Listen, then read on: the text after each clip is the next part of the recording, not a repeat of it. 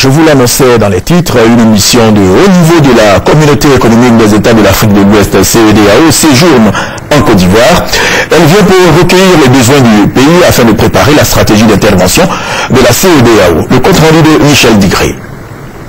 Nous étions aux côtés de la Côte d'Ivoire pendant les moments difficiles de la crise post-électorale. Nous revenons cette fois pour aider le pays à se reconstruire. Ces propos sont de James Victor Boyo qui conduit la mission de haut niveau de la CEDEAO en Côte d'Ivoire.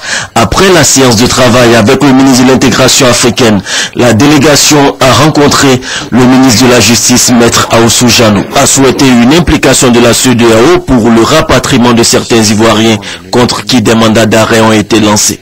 Près de 96 personnes qui sont au Libéria, qui ont été impliquées dans la crise ivoirienne. Il s'agit de milliers d'Ivoiriens.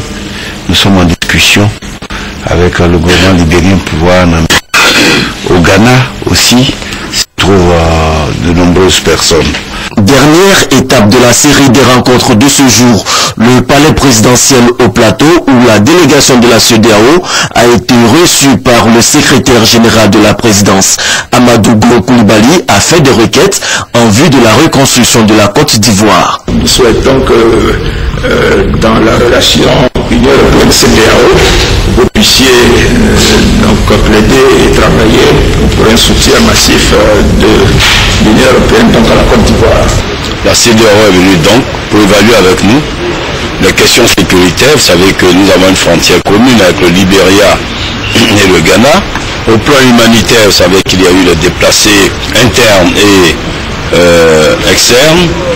Ensuite, au plan des droits de l'homme, mais aussi au plan de la réconciliation. La mission de haut niveau de la Communauté économique des États de l'Afrique de l'Ouest s'achève ce mercredi.